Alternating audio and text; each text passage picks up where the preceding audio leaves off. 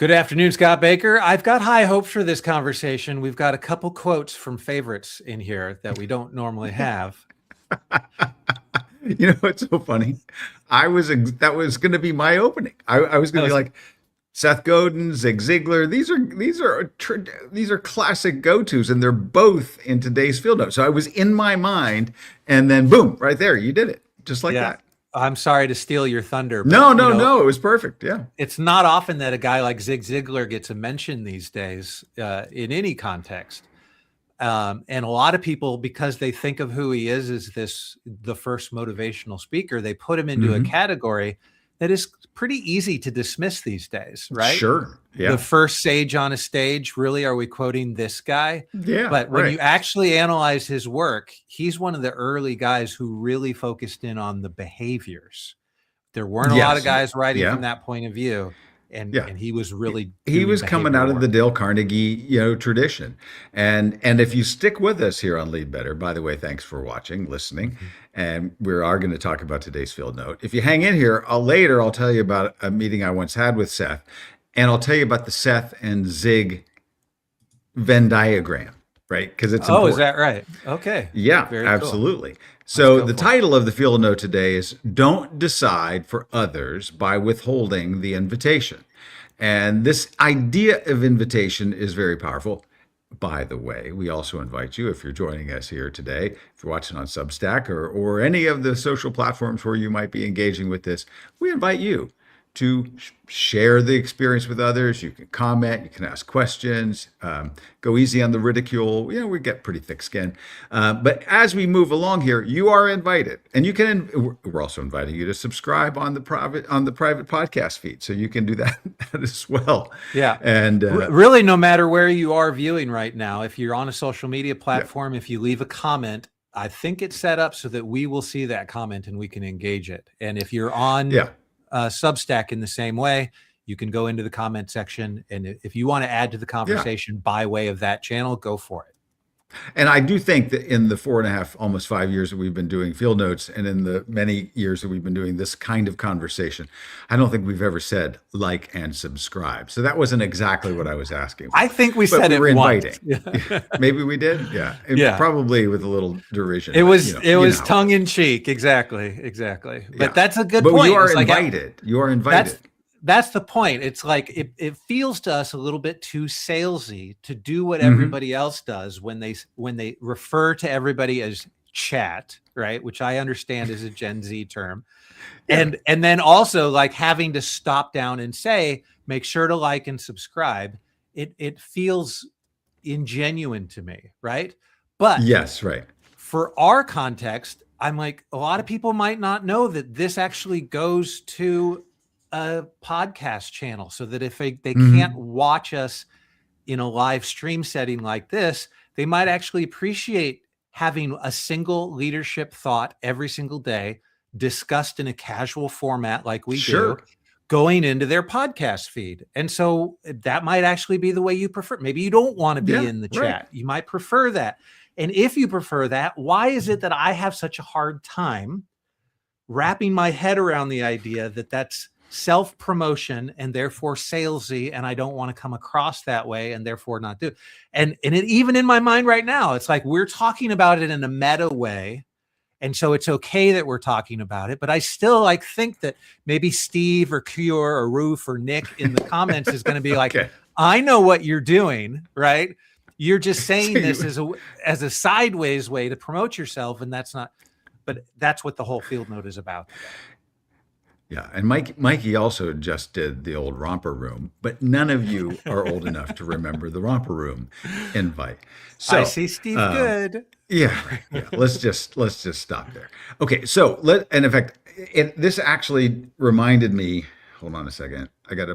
I'll forget later because I just thought of a really great illustration about this that happened to me years ago, and I thought I should say it now. And I thought, no, it's going to delay us getting into the heart of this field note, so I'm pushing it forward about 8 minutes, but I'm not going to forget because I wrote it down. Now, so let's get to the heart of this. So invitation, we talked about this, and so the idea is that many times leaders, all of us, we're all leaders, we have the opportunity. There are things we're interested in. There are things that we think would benefit the team. There are things that we want to, they're not all activities. Some of them might be challenges. Some of them might be things to read. Some of them might be places to go, people to meet, other, sort of a special, event that's happening in town. It could be a sporting event, all kinds of things.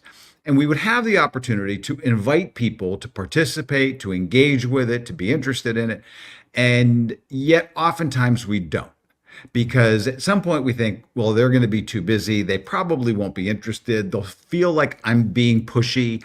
And so there's this hesitation that we have, even if we're people of accomplishment, to not want to be seen as interfering and saying, wouldn't you want to come do this thing or be involved in this charity, any of that.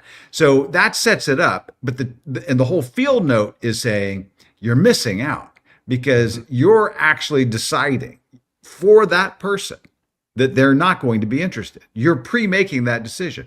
Don't be that presumptuous. And so extend invitations. Now, there's a lot more to this, but that's kind of the service level of it. Let's get into, well, why wouldn't a leader, what kind of leader holds back on things that would be good for people? And then also, what message is sent when you actually do invite, even if the person can't come or can't participate?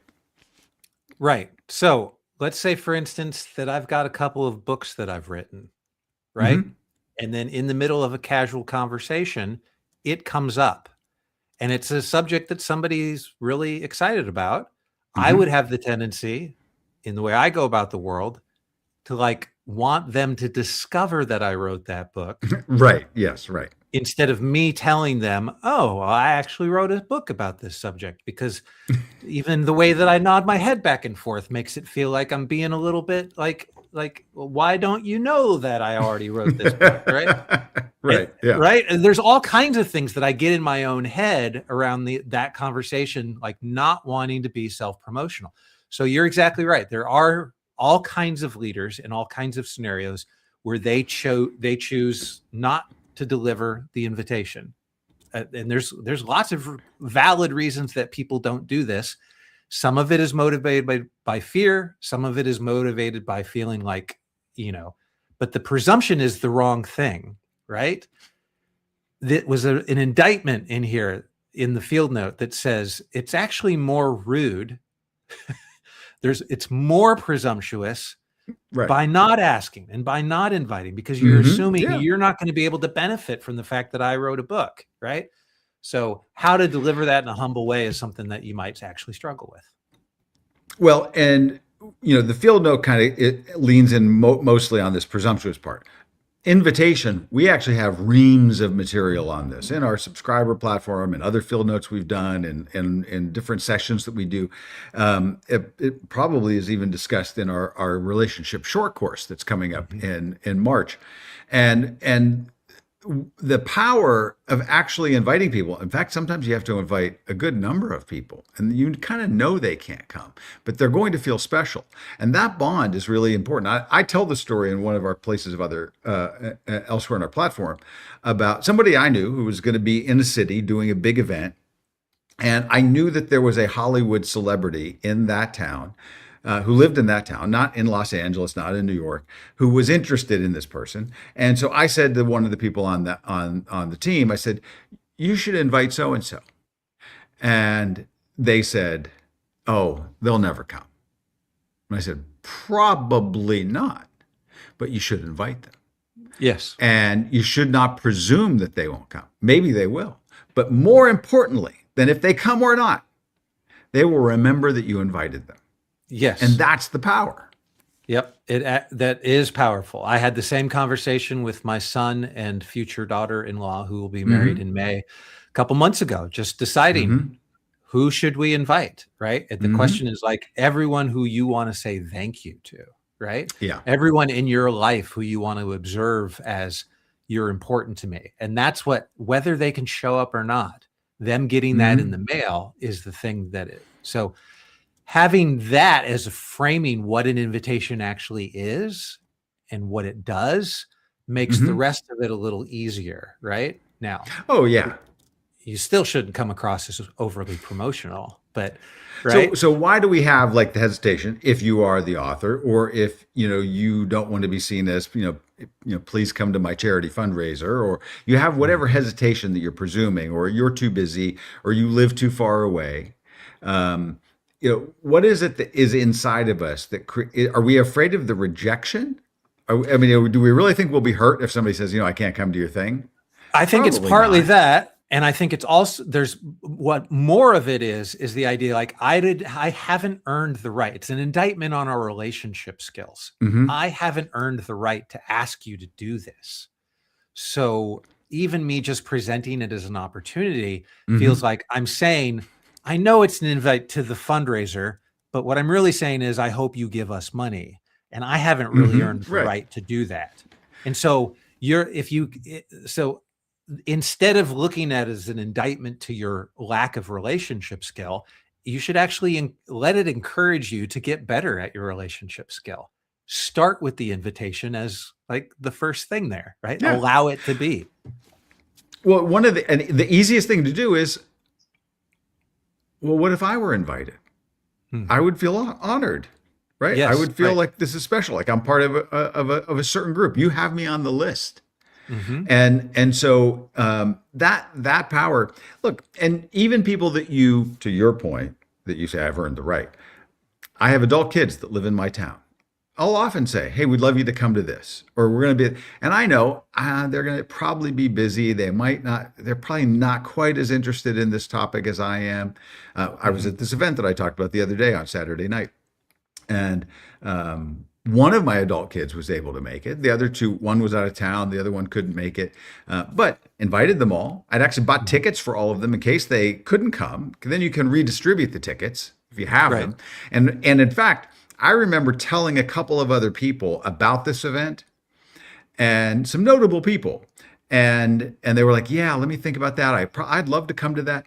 And I told them they weren't there. But I think I realized then at the event had been sold out for a while. And I should have followed up and said, hey, I've got an extra ticket. They probably still wouldn't have been able to make the arrangements or whatever it was within 12 or 24 hours. But if they knew that I extended that invitation, I know it's sold out, but I have an extra ticket. Right. That even if they couldn't come, that would have been a sign, you count, you matter, right? There would have been no downside. So it was a mini loss on my part that I didn't think about that. And I've actually thought a lot about this power of invitation as part of being around admired leadership.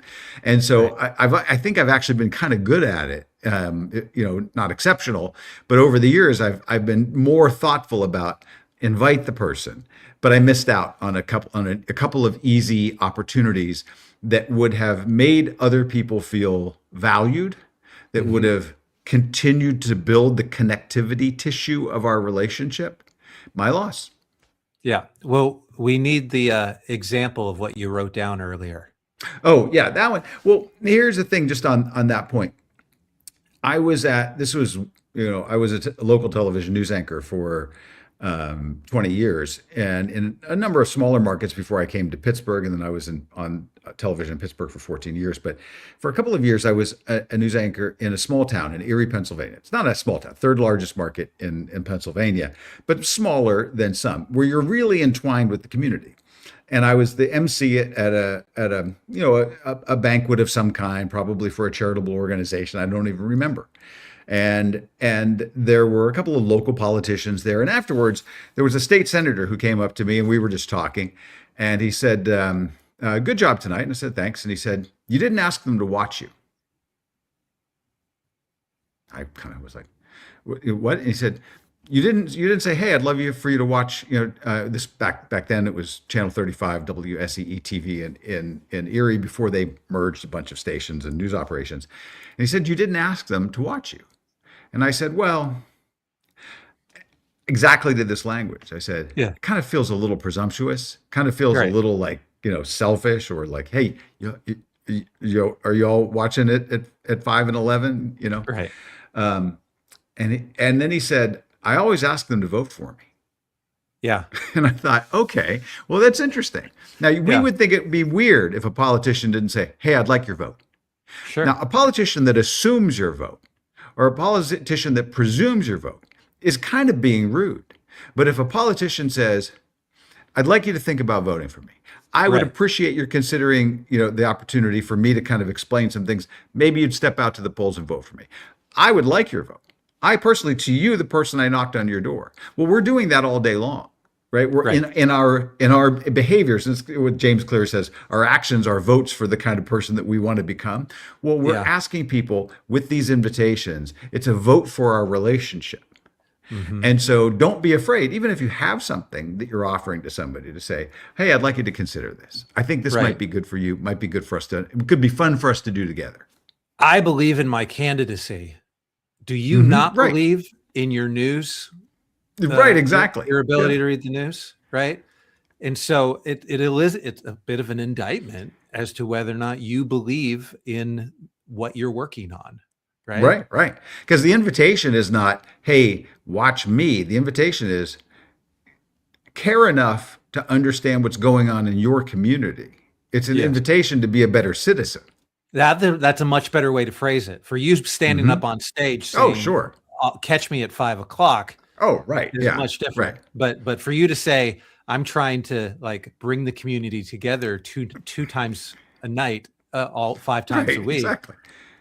And I'd love for you to be part of that as well, as a totally Yeah. different framing, but Yeah, still the same. and I've told the story before, and we don't have to be here to talk it because I have a real philosophy about what you watch on television in terms of national news, local news, and all of that. And I do believe in being deeply informed. And you may have a particular way that you kind of go about that in your life. But I distinctly remember, I'll try to tell this in 30 seconds, a woman saying to me at a similar event here in Pittsburgh, and I said I was a local news anchor. She said, I don't watch the local news. And I said, that's not a law. You don't have to. But, why don't you check us out? And I said, well, how do you stay informed? Oh, I listen to NPR. And I was like, oh, well, great. Yeah, that's good. I do too sometimes. I said, and she said, like this afternoon, there was this really interesting story about this conflict in this rural part of Uzbekistan and the different, the different, divisions within the town. And I was like, that is really, really fascinating. I said, you know what they call that there? And she just like leaned and looked at me and I said, local news. And I said, in the town that we were in, I said, who's the mayor of this town where you live? And she couldn't name the mayor. And I said, Now I was being a little bit of a jerk by doing that. But. Right. Yeah. I got that. All right. There you go. Well, for those that are listening right now, we do this every day, every single day, always at 3 p.m. Eastern. And we try to keep it at 15 minutes. We're 2.5 over right now. We invite you to love for watch you or listen again. Yeah. to like and subscribe. And like, for There you instance, go. we've got 32 people over on the chat on Substack. Okay. If they all took time, And we to didn't heart even promote it. We didn't even email it out. I think it's because we went ahead and we're talking about people liking and subscribing, and the more hearts you get, the more it kind of spreads, right? Ah, okay. And so those hearts actually turned into a larger audience over on Substack, and it's a little bit larger today. So we'll see. Come back tomorrow. We invite you to join us every day at this time, even on the weekend. Because then you are the elite of the 120,000 people that subscribe to Field Notes. So Exactly. All right. We'll talk tomorrow. See you then.